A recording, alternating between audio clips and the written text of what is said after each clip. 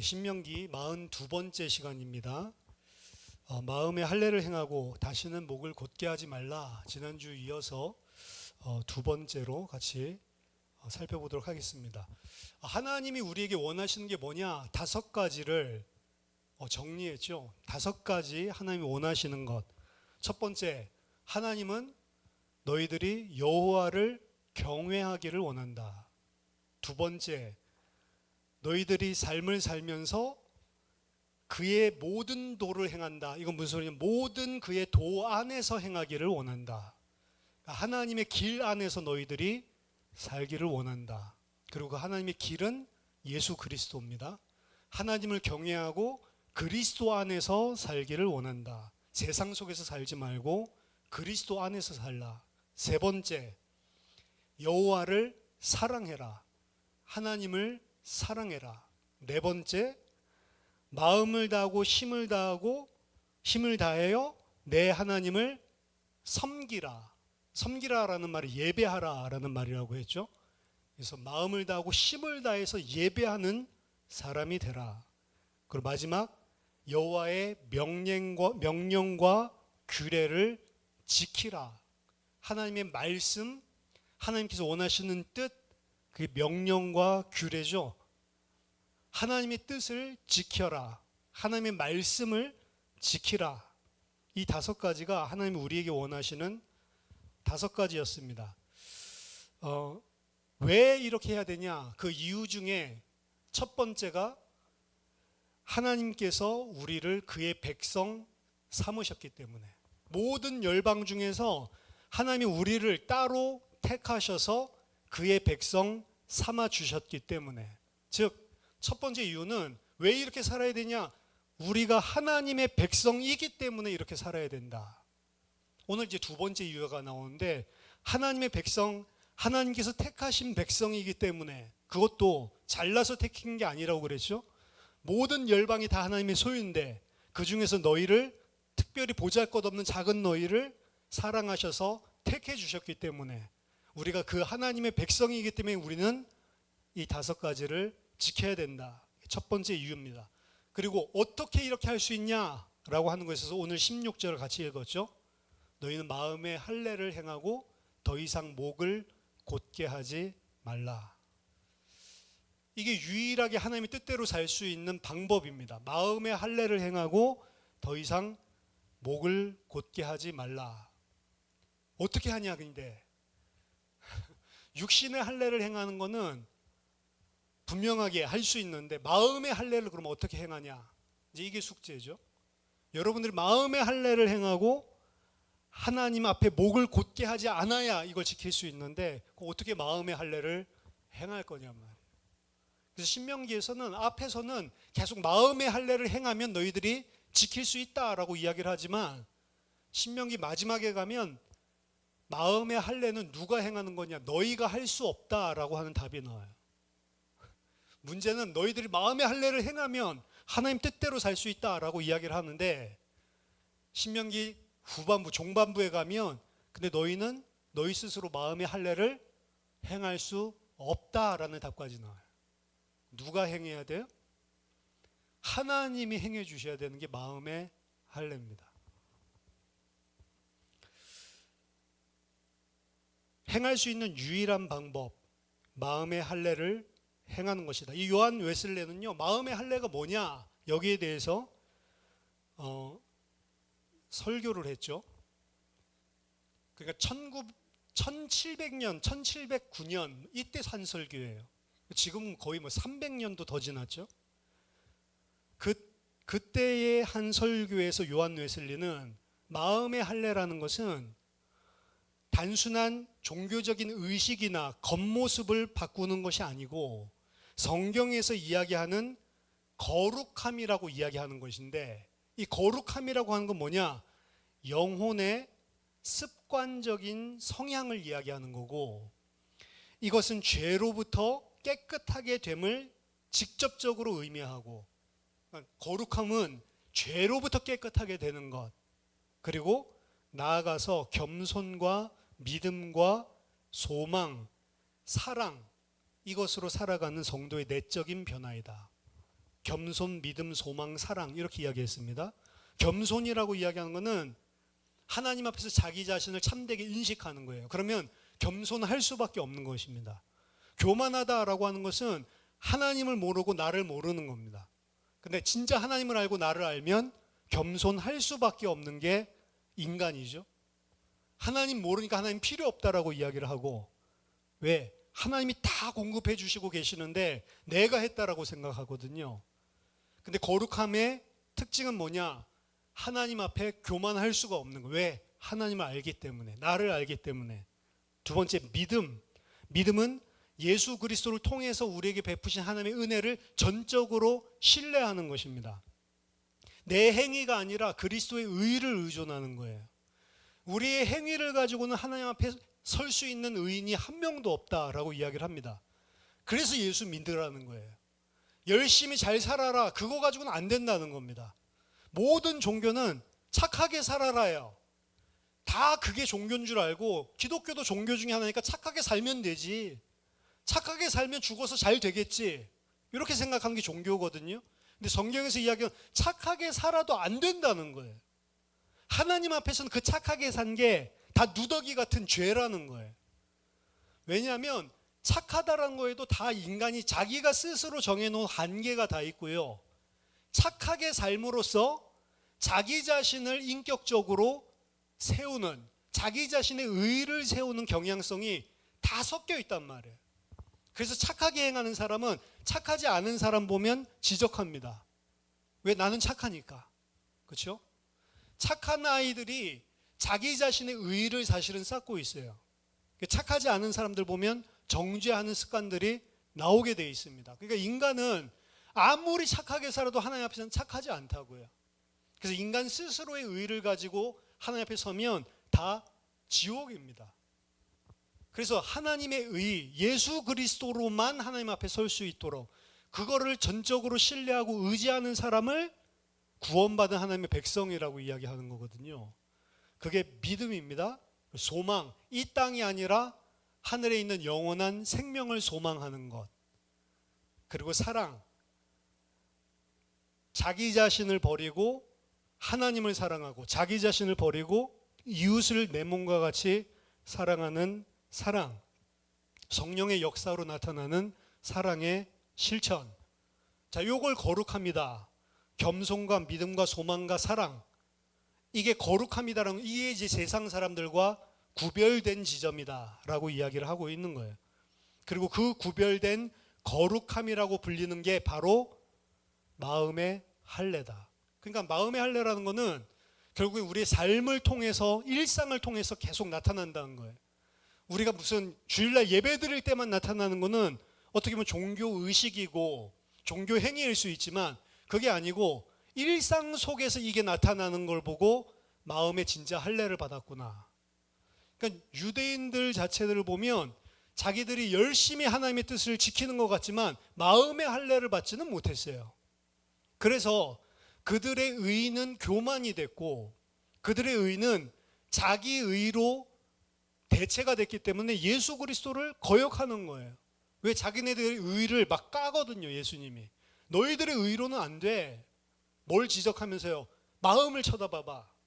마음속에는 아직도 탐욕이 많고, 마음속에는 아직도 다른 사람들을 너보다 업신여기고 있고, 진짜 사랑하지 않고 있고, 마음속으로는 음욕을 품고 있고, 마음속으로는 탐심과 정욕, 죄 그대로 다 있잖아. 겉으로만 안 했을 뿐이지. 그걸로는 하나님 앞에 설 수 없어. 바리새인에게 그렇게 말한 사람은 한 명도 없었거든요. 다 대단하다고 이야기를 했지. 그게 기분 나쁜 겁니다, 사실은. 그러니까 마음의 할례를 행한다라고 하는 것은 그냥 단순하게 깨끗하게 잘 살아야지, 이게 아니에요. 보통 종교적인 의식에 빠져 있는 사람들은 자기가 생각할 때 일주일 잘 살았으면 하나님 앞에 예배를 하러 올 때 회개할 게 없어요. 맞죠? 저도 옛날에 그랬거든요. 저도 옛날에 뭐 중고 다닐 때에는 예를 들어서 막 술 먹고 막 놀았어. 그러면 주일날 올 때 막 회개할 게 너무 많아. 근데 이번 주간에는 그냥 기말고사 기간이라서 공부만 주구장창 했어. 그럼 주일날 와서 회개하는 기도 시간이 있는데 회개할 게 없어요. 내가 착하게 잘 살았는데, 그게 뭐냐면 마음의 할례를 모르는 사람들 생각이에요. 인간이 진짜 하나님 앞에서 내가 누군지를 알게 되면 어떻게 깨끗하게 살았어도 하나님 앞에 서면 내가 죄인인 것들이 계속 상기가 되고 떠올라야 돼요. 근데 그게 안 떠오른다. 하나님 앞에 섰는데 이 정도면 괜찮지 뭐 이번 주는. 그걸 보고 마음의 할례를 받지 못한 사람이라고 하는 거예요. 바리새인, 종교인. 근데 인간은 그렇거든요. 근데 성령이 딱 치기 시작하면 어떻게 되냐? 바울이 이전에는 자기가 율법으로 흠이 없는 자라고 이야기했던 사람이 바울이었어요. 하나님 말씀? 이거 나 다 지켰는데? 이게 바울이에요. 그러니까 바울은 더 이상 하나님 앞에 회개한다 이런 게 나 다 지켰는데 말씀. 근데 예수 그리스도 만나고 마음의 할례를 받고 난 날 바울 어떻게 됐냐? 내가 죄인 중에 괴수구나. 내가 하나님 앞에 완전히 죄를 짓는 가장 우두머리구나. 이렇게 깨달았다고요. 그리고 내 속에서는 원치 않는 악만, 죄만 계속 나오는구나. 나는 선을 행하고 싶은데 나는 계속해서 악을 행하고 있구나. 이게 성령의 세례, 할례를 받기 전, 마음의 할례를 받기 전과 마음의 할례를 받고 난 후에 바울의 변화입니다. 이전은 어땠어요? 하나님 앞에 떳떳했어요. 근데 이제 하나님 앞에 떳떳하지가 않아. 못 살아서가 아닙니다. 진짜 열심히 하나님 위해서 살았어요. 그랬는데 자기 자신 살펴보면 그럼에도 불구하고 이 속에 다른 게 섞여 있는 거예요. 예를 들어서 우리가 누군가에게 선을 행하면서도 그 선을 진짜로 이 사람을 불쌍히 여겨서 진짜로 이 사람을 도와주기 위해서 순전한 사랑으로 나오는 선이 인간은 거의 없다는 걸 알아야 돼요.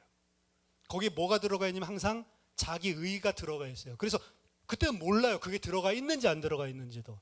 근데 얼마 지나지 않아서 내가 그런 순수한 사랑을 베풀어 줬는데 이 사람이 뭔가 나에게 딱 거슬리는 행동을 하잖아요. 그럼 뭐가 올라오냐? 내가 그렇게 해줬는데 지가 감히? 이렇게 된다고요. 그런 거 없으세요? 내가 너무 잘해줬는데 진짜로 사심 없이 잘해줬어요. 그런데 이 사람이 좀 배은망덕하게 딱 행동을 해. 그럼 어떻게 돼요? 이게 감히 나한테? 이런 생각 들거든요.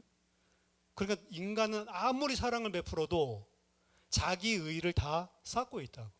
근데 그걸 보고 성경에서는 다 죄라고 이야기하는 거예요. 그래서 인간은 아무리 깨끗하게 행해도 그것 가지고 하나님 앞에 설 수 없다는 거예요. 왜요? 그건 너 의를 쌓은 거잖아. 이렇게 이야기하는 겁니다. 나는 나의 의가 없는데요. 이런 사람 있을 수가 없어요. 이건 심지어 부모 사랑이 자식 내리 사랑이다 이야기인데 부모 자식 사이에서도 부모가 해줬는데 자식이 조금 약간 서운하게 하잖아요. 내가 너를 어떻게 키웠는데.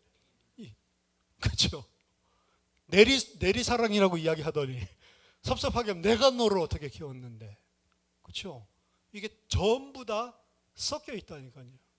자식을 자식 자체로 사랑한다라고 이야기했는데 너무 공부 못하고 이러면 부끄럽다니까요. 그렇죠? 대학 막 사수 오수 막 이렇게 하면은 아예 친척 모임 가기도 싫다니까요.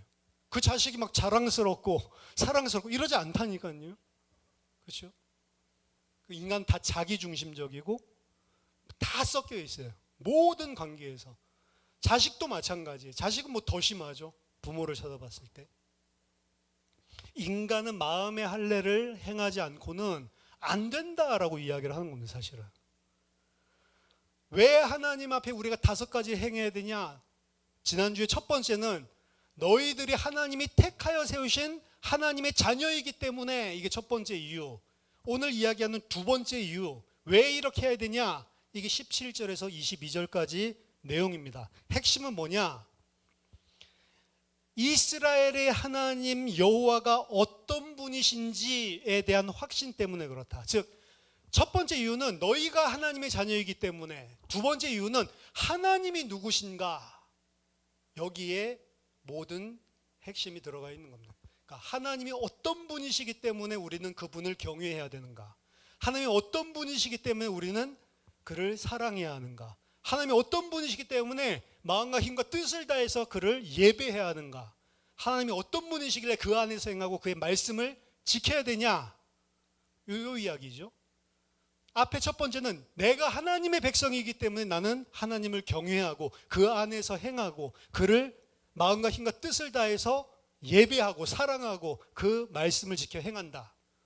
이게 이제 첫 번째 이유라면, 오늘 본문에서는 내가 누구인가 이게 아니고 하나님이 누구인가, 그것에 근거해서 우리가 하나님을, 그래서 하나님을 알고 나를 아는 게 중요한 거예요.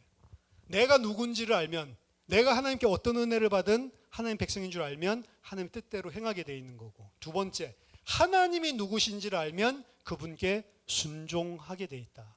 근데 인간은 내가 누군지를 모르고 하나님이 누군지를 모르기 때문에 지 멋대로 사는 거다. 이 이야기입니다. 오늘 두 번째는 하나님은 누구시냐? 17절입니다. 너희의 하나님 여호와는 신 가운데 신이시며 주 가운데 주시요. 신 가운데 신, God of gods. 신들이 많은데 그 중에 신, 요거는 히브리어 최상급입니다. 하나님은 최고의 신이요 최고의 주님이시다. 히브리어 최상급 표현은 King of Kings, Lord of Lords. 이 이야기 많이 하죠. 왕의 왕, 주의 주.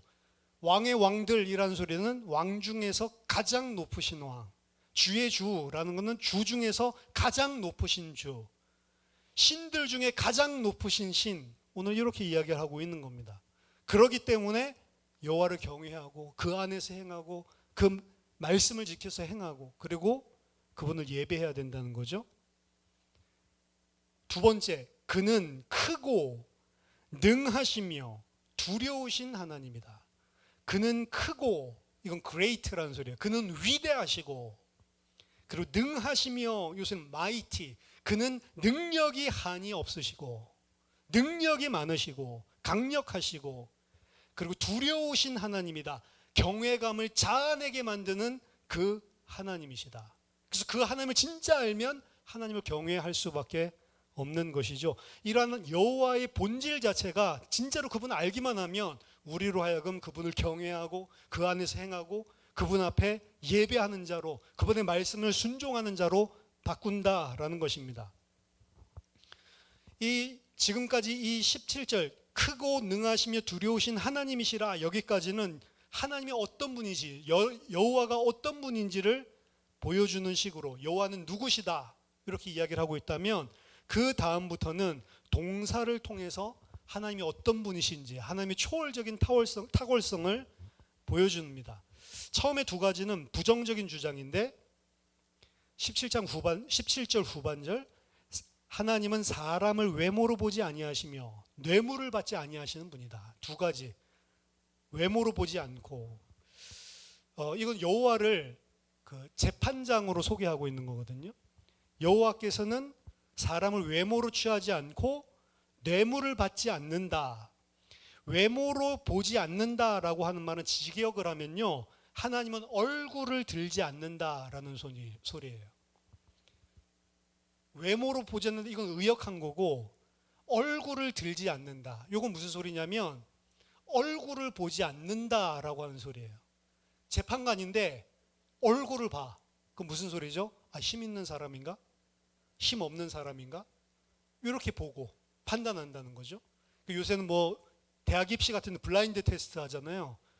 왜냐면 내가 잘 아는 사람 딸이 막 이 피아노 치면은 막 점수 잘 주고 이렇게 할 수 있으니까 아예 누군지 가려서 얼굴을 못 보게. 근데 다 안다고 그러더라고.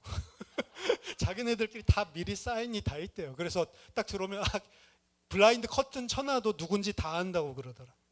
자기네들 유리한 쪽, 자기네들이 보는 쪽 편애하는 거죠. 근데 하나님은 그 짓을 안 한다. 누구기 때문에 잘 봐주고 누구기 때문에 못 봐주고, 보통 잘 봐주는 사람 누구죠? 힘 있는 사람. 왜? 힘 있는 사람에게 잘해줘야 그 다음 나한테 give and take, 나한테 잘해주잖아요. 내가 해줬는데 이 사람 나한테 해줄 게 아무것도 없어, 그럼 안 해주거든요. 왜? 판사가 나한테 아무런 유익이 안 되는 사람을 위해서 편애를 해서 할 거예요. 그런 경우는 없거든요. 편애를 할 경우에는 항상 그래서 나에게 뭔가를 되돌려 줄 수 있는 사람, 리턴해 줄 수 있는 사람, 그 사람한테 잘해주는 거예요, 판단을. 그럼 재판관 중에 이런 사람이 있습니까? 없습니까? 고대로부터 지금까지, 성경시대 때부터 지금까지 엄청나게 많습니다. 오늘날에도 많아요. 사실은 카르텔이라고 요즘에 이야기를 하죠. 다 짜놓고 그렇게 하는 것들이 암암리에 많습니다. 왜? 인간 사는 세상, 인간 죄성이 있기 때문에 어쩔 수가 없어요. 다 그렇지는 않겠지만 그런 사람들이 굉장히 많이 존재한다. 그리고 그걸 인간적으로 그냥 해석을 해요. 아, 그래도 그 사람 내가 잘 아는데, 여러분 아무리 나쁜 사람도 개인적으로 잘 알면요, 나쁜 사람 하나도 없습니다. 제가 아기를 싫어했거든요. 우리 현성이 낳기 전까지 아기를 싫어했어요. 현성이 낳으니까 그때부터 이제 아기가 눈에 들어오기 시작하더라. 이전에 아기 싫어하는데, 싫어하는 아기 중에 진짜 싫은 아기, 못생긴 아기. 그래도 예쁜 아기는 귀엽고 좋잖아요. 못생긴 아기는 진짜 싫어. 못생겼는데 이제 애 낳았다고, 아, 목사님 우리 애 낳았어요 이렇게 데리고 오잖아요. 그럼 제가 감정을 이 표정 관리가 안 돼. 그러니까 쳐다보는데 너무 못생겼는데, 아, 못생겼네요 이러면은 상처받을 거 아니에요. 아버지 많이 닮았네요. 그냥 그 이야기만 해. 그냥 막 너무 예쁘다 이런 소리를 절대 못해, 못생겼으면. 아이들이, 근데 제가 아이를 갖고 아이들을 가만히 살펴보다 보니까 아이들은 못생겨도요, 각자들마다 다 가지고 있는 매력들이 있어요. 나는 그래서 내 애가 너무 예뻐 보이는 거예요. 내가 잘 알거든. 근데 예쁜 짓을 너무 많이 해. 다른 사람들은 몰라. 못생겼어 그냥. 근데 부모들은 자기들이 가지고 있는 애정할 수 있는 자녀들마다의 각자 못생기면 못생긴 대로 나름 다 가지고 있다니까요. 못생겼는데도 막 행동이 귀엽다든지 익살 맞다든지. 근데 그런 눈을 뜨고 보니까 아이들마다 아무리 못생겼어도 뭐 지새끼는 뭐 다 뭐 고슴도치 새끼 뭐 이런 이야기 하듯이 아무리 이상하게 생겼어도 자기 자식들에게는 좋은 부분을 찾아낸다. 마찬가지예요. 제가 아까 전에 뭐 아주 악한 의미로 막 돈 있고 권력 있는 사람에게는 재판 잘해주고 안 해준 사람 이렇게 이야기를 하지만, 그들은 뭐 악한 게 아니고 인간이 원래 자기가 잘 알고 자기 클래스 잘 어울리던 사람, 그 사람 위주로 그냥 해주는 거예요. 왜? 내가 저 사람 아는데 그 나쁜 사람 아니야. 이 생각 가지고 있으니까. 근데 그게 사실은 객관적이지가 않은 거죠. 공평하지가 않은 거죠. 이 사람 편을 들어주고 이 사람이 억울할 수가 있는 거죠. 그런 부분들, 그래서 필요와 같이 계속 들어와 있는 겁니다. 그래서 옛날에 중세시대 때에는 재판관이 만약에 그런 파셜리티, 한쪽에 편파적인 그런 판단을 했는데, 그런 재판을 했는데 만약에 나중에 들통났다. 그럼 어떻게 해요? 살가죽을 벗겨가지고 죽였어요. 중세시대 때. 그 살가죽을 벗겨가지고 인간 살가죽을 재판관이 앉는 의자, 가죽으로 만들었어요. 명심하라는 거죠. 너희들이 누구 편파적으로 판단하고 심판하는 자리에, 사람의 목숨을 사형까지 내릴 수 있는 그 자리에서 공평하지 않으면 너희들은 그냥 다 밖에내서 죽인다. 뭐 이런 의미죠. 그렇죠? 요즘 그런 게 없으니까 그냥 막 하죠. 요즘에도 뭐 대표 케이스로 모델 케이스 한 명 다 보는데 막 벗겨내고 막 이렇게 하면 그거 가지고 막 요새 뭐 대법관 의자들이 너무 크다고 그러는데 거기에다가 막 사람 가죽으로 만들고 이러면 경각심 품겠죠. 자, 근데 제가 그 생각을 해봤어요. 그 기사를 읽으면서, 근데 그 사람 가죽으로 만든 의자에 앉아서 재판을 하는 사람들이 이제는 정신 차려서 절대적으로 공정한 재판을 했냐? 사람 가죽에 앉아서 재판하면서도 똑같은 짓을 하는 게 인간이라니까요. 그게 죄인이라는 소리예요. 판사들은 판사들 나름대로, 또 뭐 검사는 검사들 나름대로, 그럼 변호사는 착한, 변호사도 나빠요. 변호사도 어떻게 보면은 힘 있는 사람들, 돈 많은 사람들을 처벌 안 받도록 해주는 어떻게 하면 묘한 카르텔이에요, 사실은. 그래서 옛날에 우리 교회 장로님이 그 결혼식인가 뭐 그거 하는데 가니까 조폭들이 다니더라고. 그리고 그 앞에는 물방개 일동 막 이런 화환이 있더라고.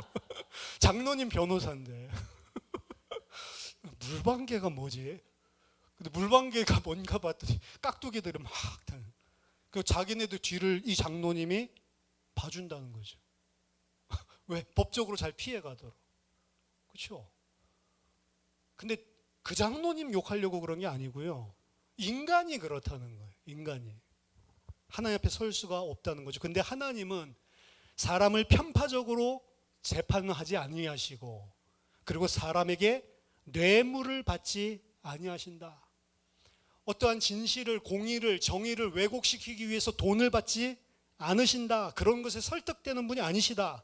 공평하며 뇌물에 의해 정의를 왜곡하지 아니하는 하나님의 행동, 이 하나님은 우리가 신뢰할 수 있을 만한 분이고 우리가 경외하고 우리가 예배드려야 되는 대상이다라고 이야기하고 있는 거죠.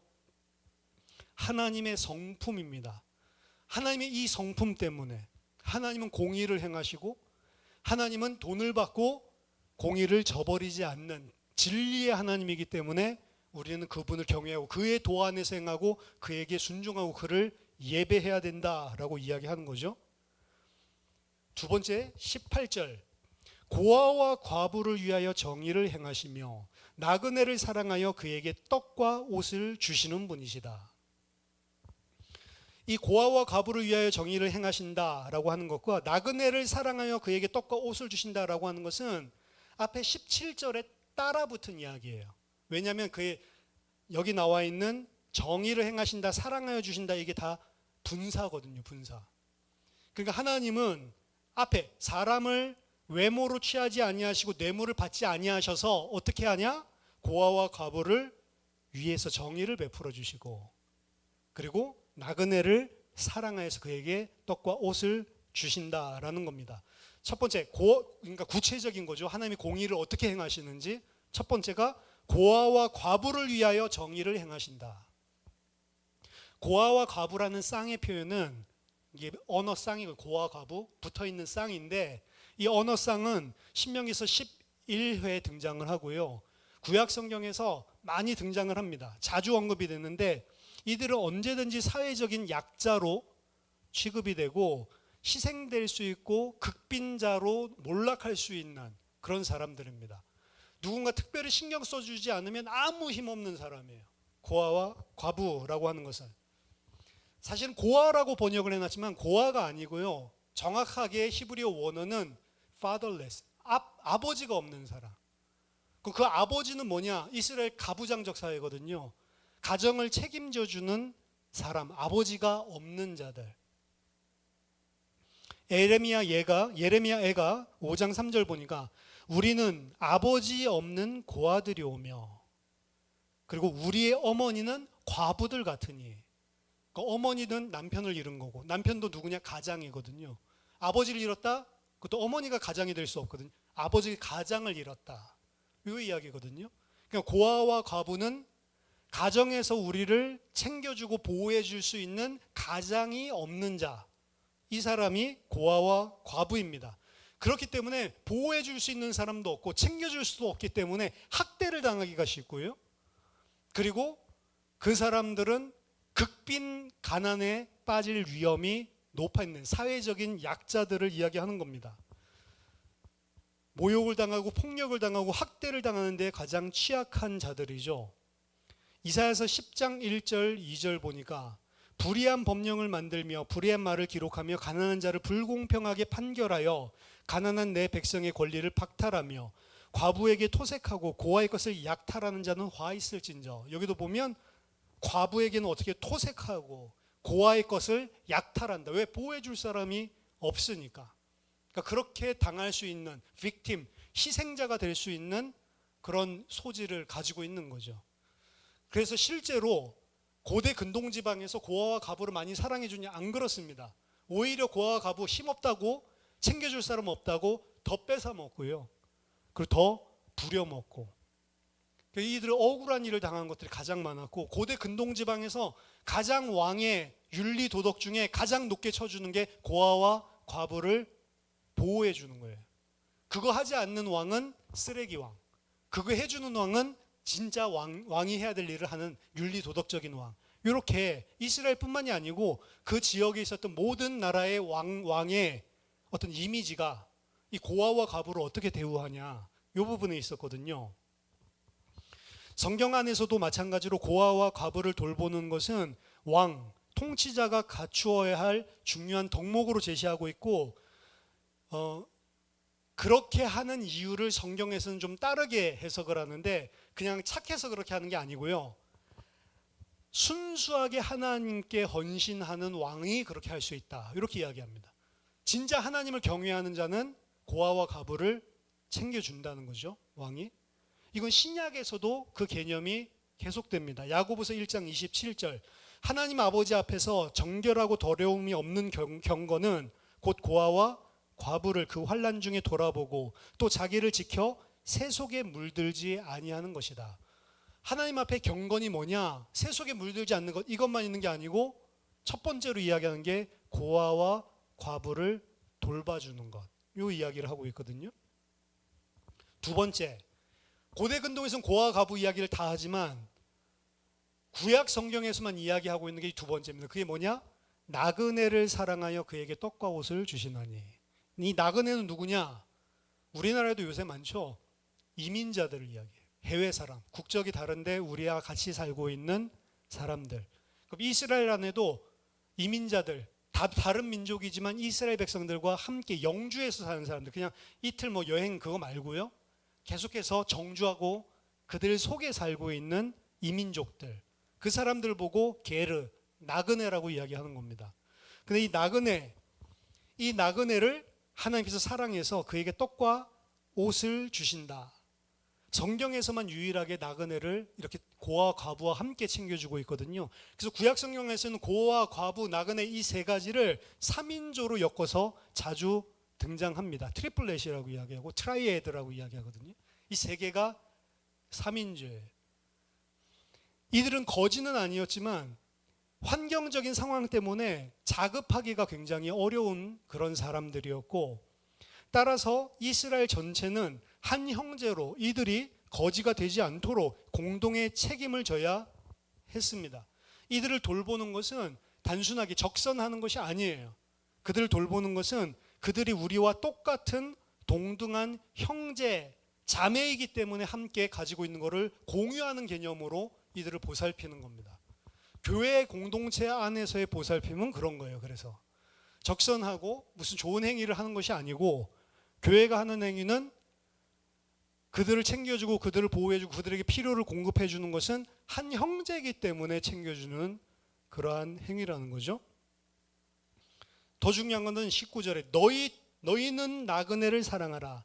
전에 너희도 애굽 땅에서 나그네 되었음이니라. 하나님이 나그네를 사랑하듯이 너희도 나그네를 사랑해야 된다.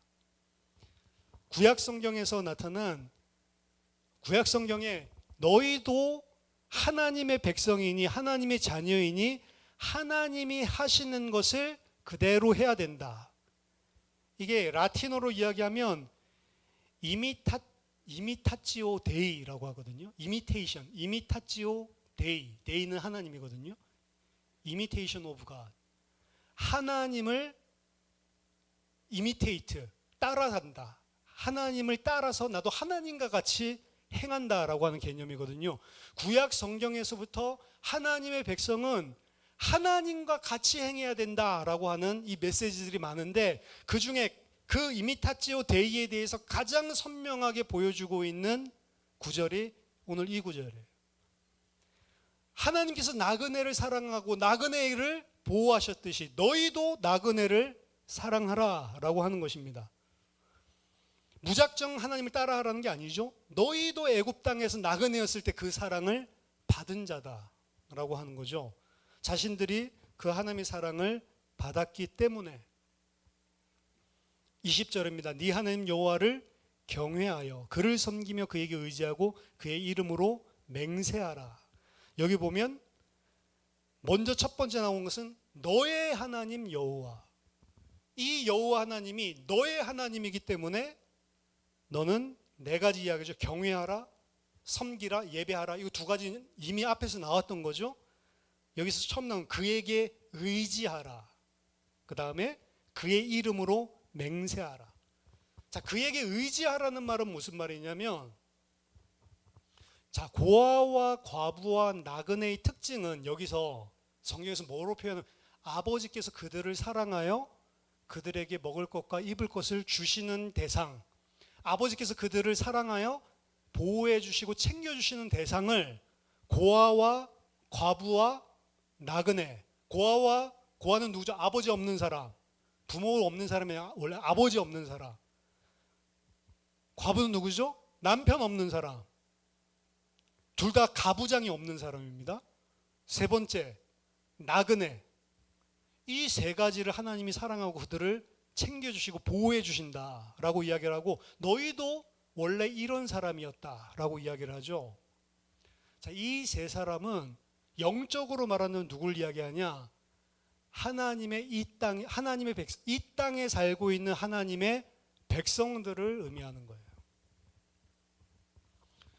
이 땅의 하나님의 백성들, 아버지, 남편 없는 사람들. 아버지 하늘에 계신 거예요. 하늘에 계시죠. 이 땅에. 우리가 새 하늘과 새 땅에서는 아버지가 우리와 함께 계실 것이지만, 이 땅에서는 함께 하시긴 함께 하시고 인도하시는데, 세상 사람들이 봤을 때는 아버지 없는 자처럼 우리를 짓밟을 수 있는 이 취약성을 가지고 있는 사람들이에요. 그게 교회입니다. 그 아버지가 우리를 위해서 신원하시기 위해서 오시는 날이 마지막 심판의 때고, 그땐 더 이상 fatherless, 아버지 없이 사는 게 아니고 아버지가 이제 실제로 새하늘과 새 땅에 우리와 함께 하시죠. 그 상황들 속에서는 또 계속 이상하죠.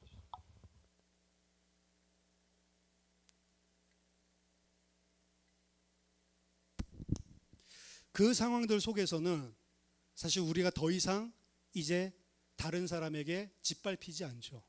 더 이상 무시당하지 않죠. 근데 그날이 오기 전까지 이 땅에 살아갈 때는 아버지가 있는데도 아버지 없는 것처럼 사실은 살아가고 있단 말이에요. 남편이 없다는 건, 남편은 누구죠? 구원받은 사람? 기독교인? 그리스도인의 남편은 예수 그리스도라고 이야기하거든요. 그래서 마지막 재림, 그 마지막 날을 아버지가 그의 아들들을 찾아오는 날일 뿐만 아니고 신랑 대신 예수 그리스도가 우리를 맞이하러 오는 날이라고 이야기하거든요. 남편이 있는데 이 땅에서는 남편이 없는 것처럼, 보호를 받지 못하는 것처럼 살아간단 말이에요. 영적으로 다 보호받죠. 근데 육신적으로 핍박당하고 환난당하는 모든 백성들을 육신적으로 하나님이 구해주시냐? 안 구해주십니다. 안 구해주시는 경우가 더 많아요. 왜 그렇게 하냐? 그 속에서 우리를 사실은 믿음을 진짜 믿음으로 성장시키고 진짜 믿음 있는 사람들만 하나님 앞에 모이게 되는 거예요.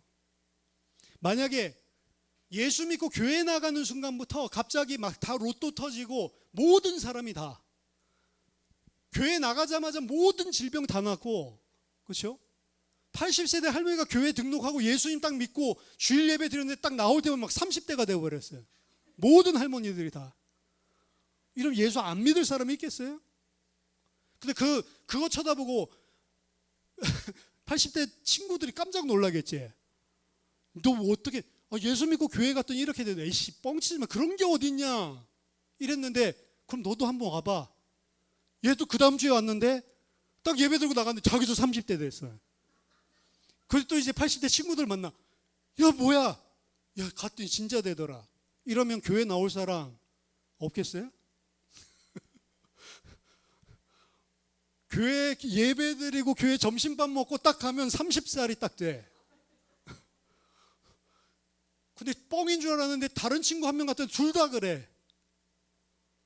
다음 주엔 3명 4명 왔는데 3명 4명 이제 6명이 다 그래. 그럼 교회 안 오겠어요? 다 오죠. 왜 오죠? 늙었는데 회춘하려고 오는 거지, 하나님 사랑해서 오는 거 아니에요. 내가 필요한 거 얻어내기 위해서 오는 거잖아요. 맞아요? 그래서 이 땅에 있는 데는 아버지가 있는데도 마치 아버지가 없는 것처럼, 남편이 있는데도 남편이 없는 것처럼, 그런데도 불구하고 하나님을 사랑하고 그 남편 예수 그리스도께서 너희를 위해서 행하신 그 사랑을 너희들이 받아들이고 그분을 죽기까지 사랑하고 섬기겠냐, 이 이야기 하는 거예요. 그러니까 80대가 와가지고 예배드리고 갔는데도 계속 80대. 그렇죠? 질병의 문제 때문에 왔는데 낫는 사람도 간혹 있지만 거의 대부분 예배드리고 가도 그냥 질병 그대로 있어요. 그렇죠? 그러니까 이제 어떻게 생각하죠? A씨 교회 가면 나을 줄 알았더니 안 낫네. 그럼 안 다니죠. 그거 가짜. 진짜만 남게 하기 위해서 이 땅에 살 때 잠시 고아처럼, 과부처럼, 나그네처럼 하나님께서 허락하시는 거죠. 근데 이 사실을 우리는 고아고 과부고 나그네처럼 이 땅을 살아가지만 우리에게는 아버지가 있고 우리에게는 남편이 있고 우리에게는 보호자가 있다는 사실을 알면서 살아가는 거예요. 근데 이 세상에서는 그 취급을 당하고 그런 어려움을 겪거든요. 그럼 그 고아와 과부와 나그네는 누구냐? 그리스도인들이에요, 사실은. 그 심정을 누가 알아야 되냐? 하나님의 백성은 알아야 된다는 겁니다. 그래서 사랑하라라고 이야기를 하지만, 내 이웃을 내 몸과 같이 사랑하라라고 이야기하지만 가장 첫 번째는 교회 안에 있는 형제 자매들입니다. 거기서 이야기하는 형제 자매, 거기서 이야기하는 이웃은 교회 안에 있는 고아, 과부, 나그네처럼 이 땅 살아가고 있는 힘겨운 믿음의 전투를 하면서 살아가고 있는 자들을 하나님이 신경 쓰듯이 너희도 신경 써야 된다라고 이야기를 하는 거예요. 그의 이름으로 맹세하라. 두 번째, 그 말은 하나님 앞에서 말하라는 겁니다. 살아계신 하나님 앞에서 말해라. 살아계신 하나님 앞에서 살아라. 거짓말하지 말고 진리 안에서 책임감 갖고 말하라라고 하는 겁니다. 그 이름으로 맹세한다고 하는 것은 다른 신의 이름으로 맹세하지 마라. 그 우상 숭배거든요. 하나님의 이름으로만 맹세하고 하나님의 언약 관계를 이야기하는 것이기도 하고, 두 번째, 모든 삶에 있어서 말을 하나님 앞에서 하라. 말이 가장 중요하거든요. 21절 22절입니다. 그는 네 찬송이시요 네 하나님이시라. 내 눈으로 보니 같이 크고 두려운 일을 너희를 위하여 행하셨느니라. 애굽에 내려간 내 조상들이 겨우 70인이었으나 이제는 내 하나님 여호와께서 너를 하늘의 별같이 많게 하셨느니라. 하나님은 어떤 분이냐? 그는 너의 찬송이시고 그는 너의 하나님이시다. 하나님이 누구신지에 대해서 이렇게 강조해서 간결하게 표현하는 것은 신명기 단락이 마무리될 때 많이 등장하거든요. 그래서 오늘 10장 22절까지 한 소단원이 마무리되고 이제 11장부터 새로운 내용들이 펼쳐지게 되는데, 여호와 하나님은 너의 찬송이시다. 이게 무슨 말일까요? 하나님이 찬송이야? 이스라엘이 열방 이민족, 많은 열방 민족들로부터 여호와 하나님 때문에 얻게 될 영광과 칭송을 이야기하는 겁니다. 하나님이 너희의 찬송이 된다. 그러니까 예를 들어서 나에게 어떤 좋은 것이 있으면 그것 때문에 사람들이 나를 찬송하게 되겠죠. 근데 이스라엘 하나님의 백성에게 있어서 많은 열방들에게 찬송을 받게 되는 것은, 찬송거리는 하나님이시다라고 하는 겁니다. 우리는 이 땅에 살면서 다른 것 가지고 자랑하고 다른 것 가지고 이방인들이 우리를 찬송하는 게 아니고 우리가 소유하고 있는 하나님 때문에 찬송하게 될 거다. 쉽게 이야기하자면 여러분들이 행하는 행위를 보고 어떻게 해야 되지? 어떻게 하는 게 찬송이냐? 야, 역시 하나님 믿는다, 예수 믿는다들이 다르네.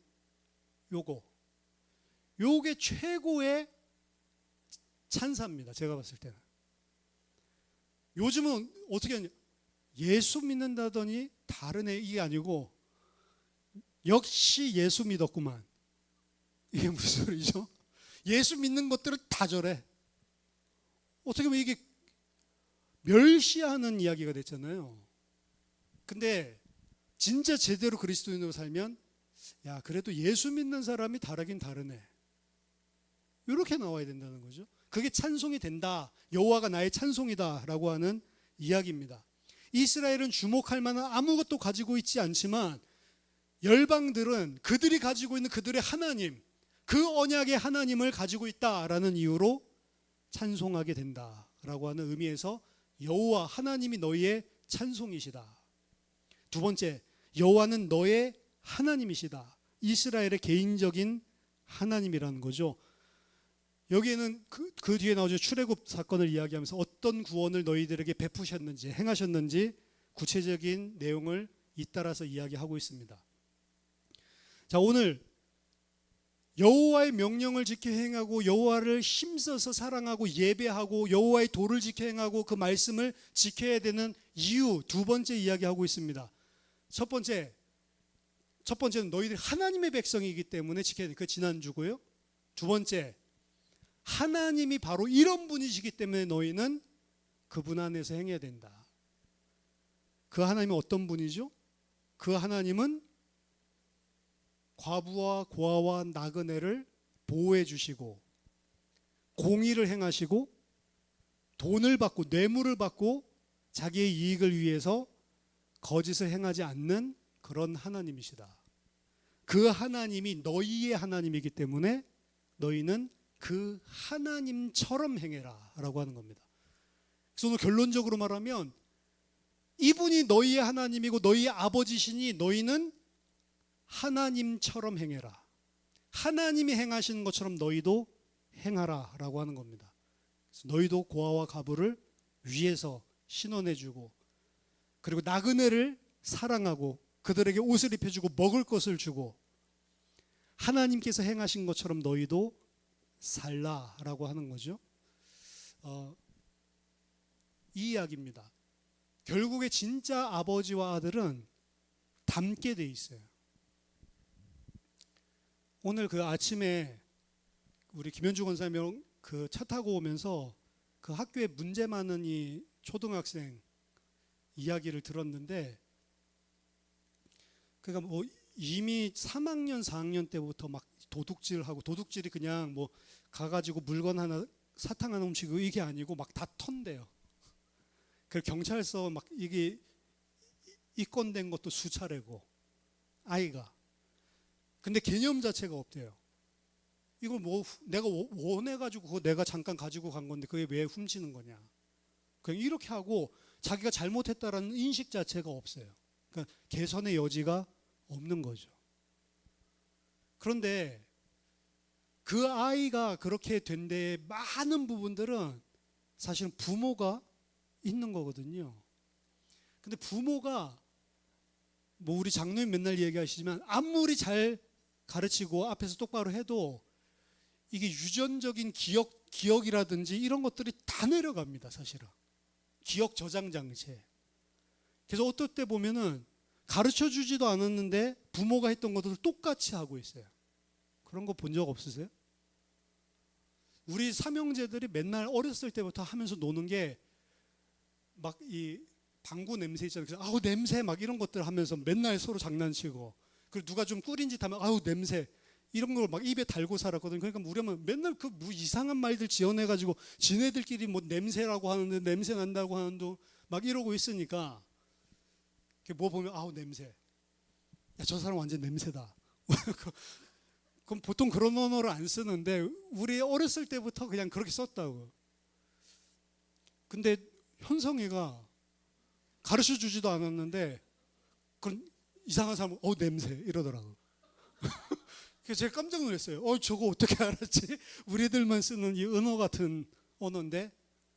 근데 이게 부모가 가지고 있는 모든 경험, 기억 이런 부분들도 다 사실은 전달돼서 부전자전 이런 게 괜히 나온 게 아니에요.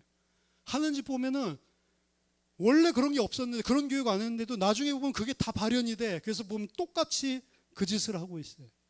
그렇죠? 그 부모님이 왔는데 온몸에 막 문신에다가 21살에 그 애를 낳았다고 그러더라고요. 그거 많이 어려웠겠죠. 힘들었겠죠. 자기 자식은 그렇게 키우고 싶지 않아서 책임감 가지고 했는데 안 되는 거예요, 사실은. 왜 그러죠? 자식은 부모를 닮게 돼 있어요. 그래서 아이고 너 닮은 자식 하나 낳아봐라. 저주가 아니고 낳아봐라 안 해도 낳게 돼 있어요, 사실은. 근데 그 낳아보면 이제 자기 자신을 보면서 깨닫는 거죠. 아, 부모님이 나한테 막 이렇게 힘들어하고 고생했던 게 내가 이렇게 하고 있었구나. 사실은 어떻게 보면 하나님이 그거 보라고 남겨놨는지도 몰라요.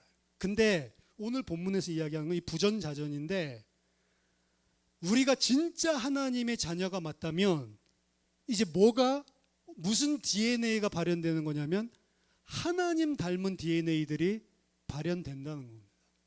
하나님 닮아지는 거, 시간이 가면 갈수록. 원래 그런 게 우리 속에 하나도 없었는데 하나님을 알아가고 하나님의 자녀가 되면 뭐가 생기기 시작해요? 하나님 닮은 것들이 우리 삶 속에서 나오기 시작을 해야 된다. 그러니까 예수 믿는데 하나님 닮은 것, 예수님 닮은 것들이 하나도 안 나온다. 그건 아닐 가능성이 높은 거예요. 그렇죠? 인터넷 기사 보니까 이런 것도 있더라고요. 그 어떤 유명 배우인데 태어나 보니까 외국 사람 같이 생겨서 태어났어, 자기가. 그러니까 이 남편이 이제 이거 외도했구나. 자기도 한국 사람이고 아내도 한국 사람인데, 아내 이제 그 배우거든요. 아내가 예쁜데. 근데 아기가 태어났는데 완전히 꼭 백인 비슷한 애가 태어났어요. 외도했구나. 그때는 뭐 DNA 이런 거 감식하면 나올 건데 옛날에 그 유전자 분석 이런 거 못하니까 그래가지고 이혼했다고 그러더라고요. 근데 자기 진짜 둘 사이에 난 자식 맞아요. 맞는데 뭐 벨테브레이 자식인지 뭔지 몰라도 어쨌든 그런 사람이 태어났다고. 태어났는데 보니까 너무 다르니까 내 자식이 아니라고 생각하잖아요. 내 자식이 맞는데도 너무 아닌 것 같이 생기니까 오해해서 이혼까지 해버린 이런 기사가 있더라고요. 하나님의 자식, 제가 봤을 때 그 남편 쪽이든 엄마 쪽이든 뭐 벨테브레든지 뭐 아니면 하멜이든지 뭐 누군가가 조상이 위에 흰둥이가 있었겠죠. 그러니까 뭐 거의 백인 비슷한 사람이 태어났겠지. 사실 지 속에 가지고 있었던 것들이 그대로 간 건데, 하나님 백성은 아무리 아닌 것 같아도 하나님 속에 있는 성품이 그대로 다 들어가게 돼 있다. 그래서 시간이 가면 갈수록 어떻게 되냐? 이미타치오 데이, 하나님을 닮아가게 돼 있다.